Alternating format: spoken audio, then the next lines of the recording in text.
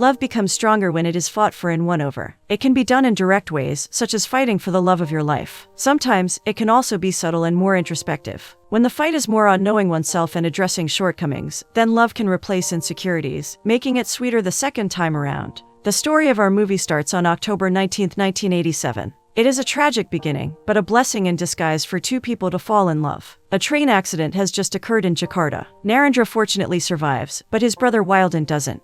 A few minutes later, their foster family, Ina, Arai, Gus, and Mr. Amper, arrive. They cry when they learn the news. Practical matters have to be addressed to return Wilden's body home. They encounter some problems regarding miscommunications with the transfer, but they fix it in the end. Ina and the others leave Narendra in the hospital to let him rest as they deal with other matters. Narendra calls someone using the payphone. After the call, he sits beside a woman who is silently crying. He thinks she also lost a loved one in the train accident, so he offers his condolences and sympathies. The woman corrects him, though. She says that it's her mother who's in the hospital. She has a rare blood disease and needs to have a blood transfusion immediately. However, the hospital has run out of compatible blood type, and she's afraid she may lose her mother soon. Without hesitation, Narendra offers to accompany her to the Red Cross office. They may be able to do something, especially when they see him all bruised and bandaged. They drive through the night. Along the way, the woman points out about him helping her, when he himself obviously needs it more. Narendra says he's doing it for his brother. Wilden saved him, but in return, he lost his life. So Narendra has made a promise to help others. That's the tribute he thinks is fitting for his selfless brother. They arrive at the office. As Narendra waits for the woman, he looks at the picture of him and his brother. He remembers the time when he first came to Jakarta, and Wilden introduced him to his friends. Hina and the others are not their family through blood, but by bond and camaraderie. Wilden asked him to come to Jakarta so he could attend university. Narendra is grateful for his sibling, who has sacrificed a lot for his sake. But now he's gone. He can't waste the sacrifice Wilden has made for him. He must finish his education, whatever happens. His musings get interrupted when the girl runs up to him, excited and all smiles. She's gotten help for her mother's operation, and it will be done soon. They return to the hospital so the woman can reassure her mother. When they get there, the woman's father is already there. Narendra learns that the woman's name is Ajing, her mother Lakshmi, and her father is Sumitro Adiwangsa, a high-ranking government official. Ajing runs to her mother to comfort her, while Mr. Sumitro orders one of his men to pay Narendra for his good deed. Narendra immediately feels the wide social gap between him and Ajing. This is more underlined when Ajing's fiancé arrives. His name is Wurjowan, and he comes from a rich family as well. Narendra decides to leave, but not before seeing the look of helplessness on Ajing's face. It looks like she doesn't want him to leave. 36 years after the incident, on the same day, another man is being rushed to the hospital in Bali. Anasa is experiencing panic attacks while working, and his friends Pinkin and Andre bring him to the hospital. The doctor strongly recommends bed rest. But this, and his friends' concerns, are no match for Ankasa's stubbornness. He gets up from the bed as soon as he thinks he's okay. He drives to the airport. He's expecting his mother to arrive from Jakarta. However, he finds his wife, Lika, there. From her, he finds out that his father is the one coming. Looking at the interaction between Anasa and Lika, it looks like the couple is having a rough patch in their marriage. Then Ankasa's father arrives. Narendra cheerfully greets his daughter-in-law, and he hugs his son, although the latter isn't as enthusiastic. After having a quick lunch, Anasa drives his father to his apartment. It turns out Anasa has been renting it for a month now. He and Lika are having problems in their marriage. It has come to a point where he left their house because he doesn't want to see his wife. Narendra feels clueless about what to do, especially since Anasa isn't as forthcoming with him as he used to be. Continuing our tale from the past, we see that the younger Narendra is dedicated to his studies. We also see that he and Ajing have continued seeing each other after their serendipitous meeting at the hospital. Ajing doesn't mind that Narendra is working part-time at Mr. Amper's stall at the fish market, nor that she drives him to his job. For her, Narendra is one of the few genuine people she's lucky enough to know. She's more than willing to spend time with him.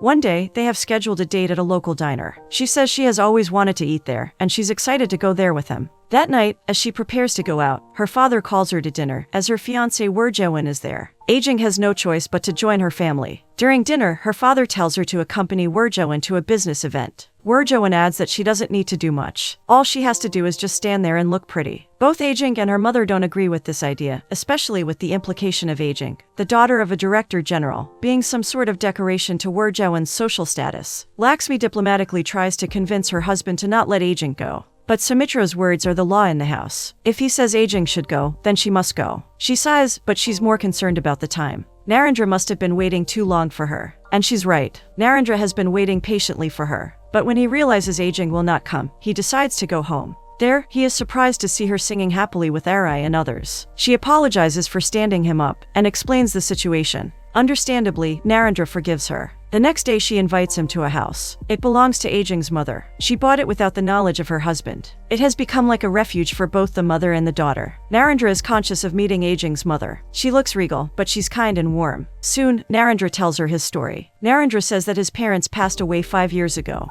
The only family left to him was Wilden. His brother encouraged and supported him to come to Jakarta for his education. Narendra vowed to return the favor and provide his brother with all the things he deserved. But then, the train incident happened. Narendra didn't let this incident dampen his perseverance in completing his studies. Currently, he's taking a course in industrial engineering and works part-time at the fish market. He even apologizes for his appearance that day. But Lakshmi looks at him with a mother's eyes and sees her older son in Narendra. Right there and then, she knows that her daughter has chosen right. After the visit, Ajing tells Narendra about her brother Arya. She reveals that her mother bought the house so that Arya could have a place to stay. A year before the train incident, he was kicked out by Sumitra, all because he wanted to be a photographer despite his father's wishes. He was even left out of the will. But Ajing saw that her brother was free to do what he'd always wanted to do, and independent from the support of his parents. But she regrets that Arya passed away at a young age. He didn't have the chance to succeed, to prove himself, and to their father that he could do it. Narendra understands the sentiment very much, as he could have also lost his life in the accident if not for his brother. A few days later, Ajing tells Narendra that she wants to tell her father about them. Understandably, he's concerned and worried for her. But Ajing assures him that everything will be fine. With Narendra, she feels she can be herself without the restrictions of her father. She also feels that she can face any challenge, as long as they're together. Narendra feels happy to know that Ajing is ready to stand up for him. They share their first kiss, to seal their promise to each other. Narendra walks Ajing to her car and waits for her to leave before going back to the house. However, 2 men ambush him in an empty alley. They beat him up before leaving him on the side of the road. He walks back to the house, limping, not wanting Anna and Mr. Amper to know his situation. As he tends to his wounds, Narendra realizes how big an obstacle he has to overcome, to fight for Ajing's love. All he has is his pride and dignity if he's going to face Sumitra and Wurjawan. But he won't give up without a fight. Not when he knows that Ajing is also ready to fight for him and their love. At Ajing's residence, Wurjawan reports to Sumitra that he's already given the man an appropriate warning. He doubts that the guy has the will to fight back. Sumitra nods and apologizes for his daughter's actions. Inside the house, Sumitra lets out all his anger at Lakshmi. He talks to her as if in malediction, saying that her daughter is a fool for going against him.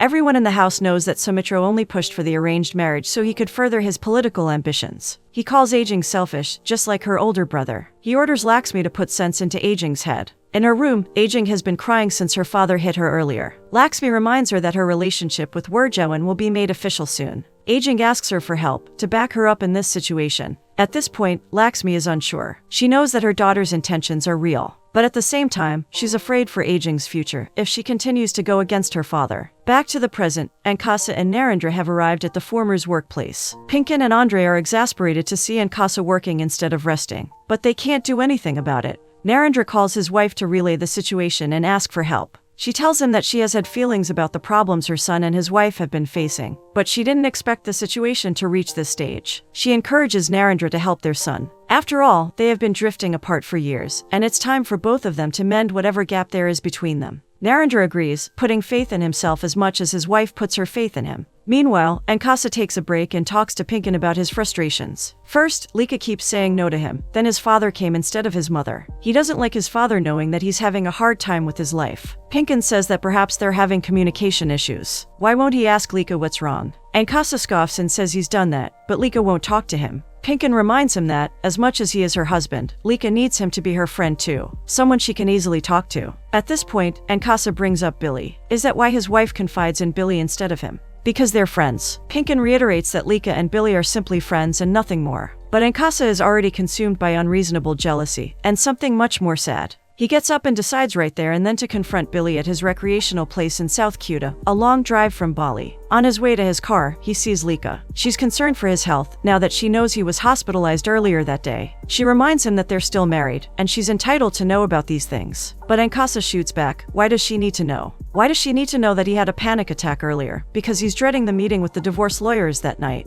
He's too mad, too prideful, and too hurt to admit that he's scared of losing Lika, and the possible prospect of cheating on her part. He doesn't notice that Lika is hurting, too, but she's putting up a brave face to fix the issue between them. Anasa brushes her off. Narendra sees his son walking past him, so he follows him. He insists on accompanying him wherever he needs to go. Along the way, Anasa keeps rejecting his wife's calls. So Lika messages Narendra about what his son plans to do. Narendra scolds Anasa. If he doesn't want to tell him about his problems with Lika, then he should at least tell him why they are driving off to South Kuta. Anasa reluctantly tells his father that he's suspecting his wife of cheating on him with her friend. Narendra thinks it's impossible. He asks his son if he has proof. Unfortunately, all Anasa knows is that Billy has transferred to Bali to be near his wife, because he's always liked her. Narendra doesn't want to invalidate his son's feelings, but at the same time, he wants him to think this through thoroughly. He stops the car at the side of the road and gives him advice. If Anasa is proven wrong about his suspicions, then he must apologize both to Lika and Billy. But if he's right, then he must accept the facts and move on. Neither of the two is easy to do, but one of them is the only way to deal with this. Anasa hesitates because his father is right. It's a good thing that the drive is long. It gives him enough time to think things through. It also helps that, at one point during the drive, his father suddenly stops the car, gets out, and pees on the roadside. This unexpected gag from Narendra lightens the atmosphere between them. Anasa feels more comfortable with his father. Since the journey is still long, Narendra decides to tell his son the story of how he stole his wife from her boyfriend back then. Back to the late 80s. Narendra is determined to save Ajing from what would be a miserable engagement. He tries to call their house, but only the maid answers the phone. He doesn't know that the maid has been instructed by Sumitra to lie to anyone who calls and looks for Ajing. With no communication and no updates, Narendra decides to stalk around her house. He sees Wurjowan coming out, escorted by Sumitra and Laxmi. He hides, and thankfully, only the mother sees him. When the coast is clear, he walks quietly up to their gate, where Ajing comes out. She passes a note to him through the maid. With that, Narendra finds out the date of the announcement of her engagement with Wurjowan. Mr. Amper and the others find out what is happening. They decide to call a family meeting to discourage Narendra, but the man is determined to fight for his girl. Anna and the others are trying to make him see reason, but Narendra is firm on his plans. Before they fight among themselves, Anna asks him what his plan is. She must have realized that there's no point changing his mind, and all they can do is pray that everything will turn out right. The next day, all the guests arrive at Sumitra's house, bearing gifts for the newly engaged couple. Sumitra goes to Ajing's room to call her, but all he sees is his wife standing by the open window. Laxmi looks at her husband defiantly. Just then, he realizes Ajing has run away. He runs out of the house, just in time to see a small vehicle leaving the area. There's no doubt now that Ajing has run away with Narendra, the poor tramp who's influenced his daughter. Immediately he calls for a police search. The officers soon zero in on Mr. Amper. They interrogate him and his family about Narendra, and the possible places he could have brought the kidnapped woman. But they deny any knowledge about this incident, and they don't know where Narendra is. The officers leave after a fruitless interrogation. It's only then that Arai lets out his frustration. First, they didn't know that Ajing has a fiancé, and now they're finding out that she's the daughter of the country's director general. They are lucky nothing more has happened to them. But they will be in serious trouble once the police find out they are accomplices, especially since it's Mr. Amper who rented the car for Narendra. But Gus points out that they're telling the truth when they say they don't know where the two are. And that's because Narendra intentionally did not tell them that they would be heading for Laxmi's secret house. They live there peacefully for a week, before an incident happens that tests their resolve. Ajing finds out that her mother has been hospitalized again. She wants to visit her so badly, but she knows that going will reveal their location to her father. In the end, it's Narendra who lets her go first. Not because he's giving up on their relationship, but because he knows how it feels to lose a parent, and he doesn't want Ajing to experience grief when they could have done something. Before leaving, Ajing reminds him to stay strong. She knows that her father will do everything to destroy Narendra. He says that if it comes to that point, then he'll do everything to survive. Ajing visits her mother. Laxmi is grateful to see her daughter. She also understands that Narendra is a good man for allowing Ajing to visit her despite the consequences. She knows that he won't allow her daughter to experience the sorrows he has experienced. In that regard, she feels relieved to know Ajing is in good hands. But it doesn't solve their problems. She wants to know what her daughter plans to do. Ajing says she'll check the legalities of their situation. But Laxmi thinks this isn't enough. They both know that Sumitra will do everything to put Narendra in jail for kidnapping, and let him rot in there. Ajing feels hopeless again as she asks for her mother's help. Laxmi is not yet strong enough, but she tells her daughter that if she believes in something, she must never give up on it. Ajing must hold that advice close to her heart, because Narendra is putting up a good fight, despite being at the lowest point of his life. He's been arrested for kidnapping. And now, he faces Sumitra and Wurjowan at the police station. Sumitra does his best to threaten Narendra. He vows to use everything in his power to make him suffer, and regret the fact that he ever crossed paths with him. But Narendra looks him in the eye and says he's not afraid. There's nothing Sumitra can do that's worse than what he's experienced before. He may be poor and of no connections, but he has Ajing's love, which makes him wealthy in a deeper sense. Narendra tells Sumitra that if they both love Ajing, then neither of them should be afraid of losing her to the other. Sumitra is stunned, not only because of Narendra's bravery, but because he realizes he's the selfish one, for using his daughter for his own political gain. He walks out, leaving Narendra and Wurjowan eyeing each other. Wurjowan has been silent the whole time, but he's heard what his rival has said, and has listened well. For his parting words, Narendra tells Wurjowan that there's always a first time for everything, including losing. Wurjowan leaves him. When he's alone, Narendra gives in to his fears. All he has are his words, dignity, and pride. But what good are these things against money and power? In the present, Anasa and Narendra have arrived at Billy's place. Narendra has just finished telling his son his tale about his wife. He tells Anasa that if a relationship is strong enough, then it might be worth fighting for. If Anasa really wants the truth, then he must accept it with honor. Anasa considers his father's words. Then he gets out of the car to talk to Billy. Billy is a yoga instructor and a good friend of Lika. When he sees Anasa walking up to his place, he already knows the reason for his visit.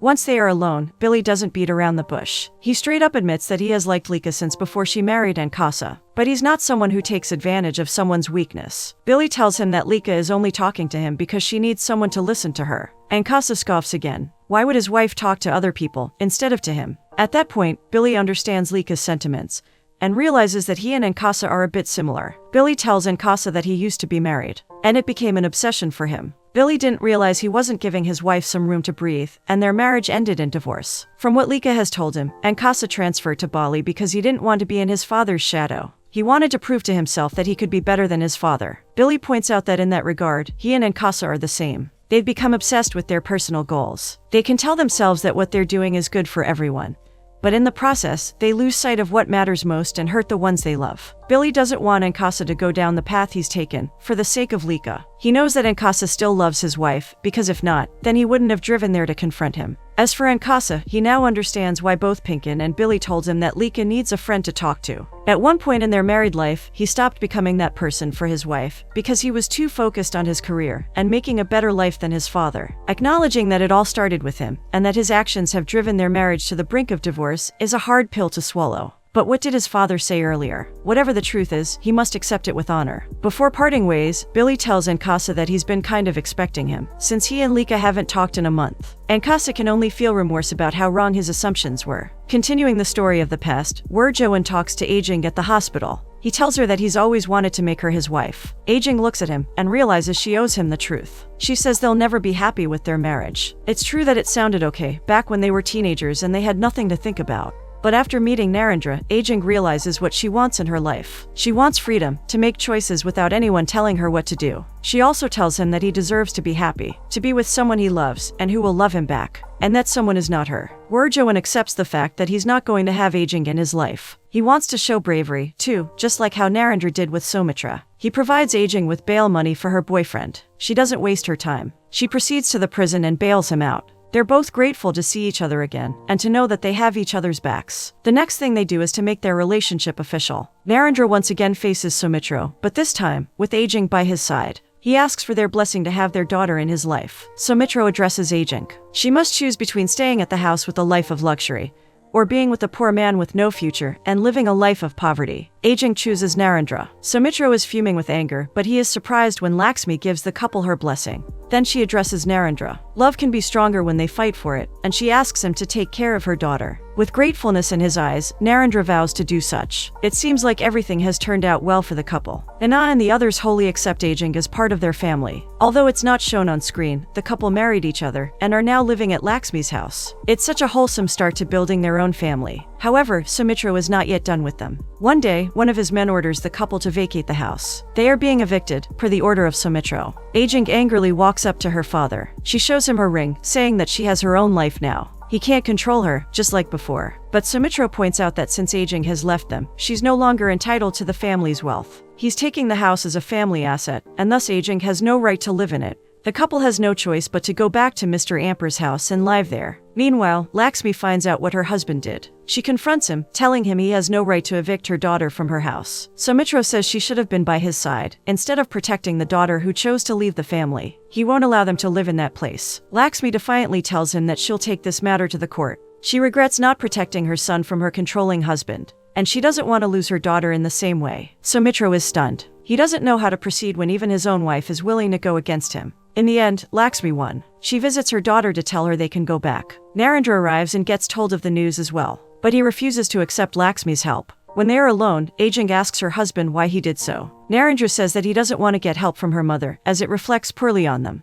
But Ajing has a point. If he keeps on doing multiple jobs just to support his family, then he'll never finish his studies. Her mother can help him find a stable job. He takes offense and asks her if she doesn't have faith in him. She says she has, but he has to let her help him in her own way. Ajing leaves Narendra alone, who's starting to realize that perhaps he's prevailed his pride at the wrong time. In the present, Anasa asks his father to have a conversation. Narendra doesn't know what is happening, but he agrees and stays chill, in a typical fatherly way. But he gets stunned when Anasa reveals that he left Jakarta because of him and his mother. Their family has always seemed so perfect. Anasa and his siblings were always provided for, always free to go for their dreams, and his parents are still in love after all these years. Narendra still doesn't understand what's wrong with that. Anasa reveals that part of his argument with Lika is that he wants to have children, just so he can prove to everyone that he can be a better provider than his father. This has driven his wife away from him. And just today, he finally understands that it's all his fault. It's his obsession with becoming better that drove that wedge between him and his wife. It's a hard pill to swallow, even as he says that his father is like an open wound to him.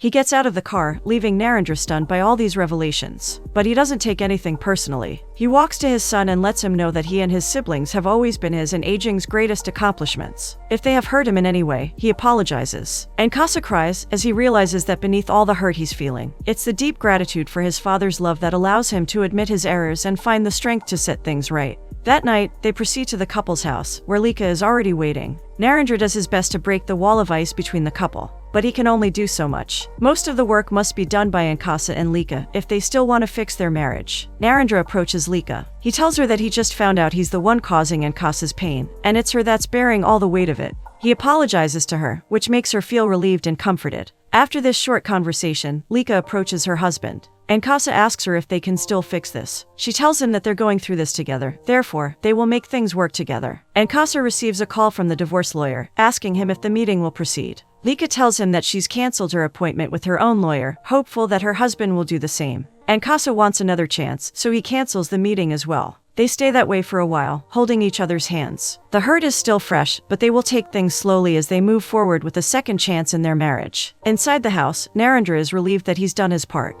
He calls his wife Ajing, simply to tell her that he misses her. Now that the present has been fixed, let's go back to the past, to know the culmination of Narendra and Ajing's story. After arguing with his wife, Narendra gets a visit from Wilden. The older brother tells his younger brother that it's not a sin to be poor, but the real sin is to not do anything about it. He knows that Narendra is determined, and will not give up on his goals. He reminds him that when the going gets tough, the tough get going. Narendra considers this. He talks again to his wife, wanting her to understand that he will do everything to take care of her. Ajing looks at him. There's no doubt that Narendra will make good on his promise. All she asks is that he'll let her help him. There will be many obstacles in their married life, and she believes everything will be easier if they share the burden together. Narendra realizes that she's right. The couple look at each other as they come to an understanding that their love needs teamwork. Days pass serenely as the couple continue to live their lives. Narendra has finally gotten a job as an accountant, while Ajing works as a telephone operator. Anna and others greet them and remind Ajing to not overwork herself, especially now that she's pregnant. Despite the humble surroundings, that house is full of love and camaraderie, like Ajing has always dreamed of. Soon, she gives birth to a healthy baby boy. Everyone is full of happiness as they welcome the new member of their family. To the couple's surprise, they get a visit from Lakshmi and Sumitra. If there's one good thing that happened as a result of Ajing's leaving, it's that time has humbled Sumitra. He may still find it hard to look at them, but he takes the first step to bridge the gap between him and his son-in-law. A second chance will always be available to those who deserve it. And with the arrival of the baby, a new hope to heal old wounds comes as well. Lakshmi and Sumitra smile as they carry their grandson Anasa into their arms.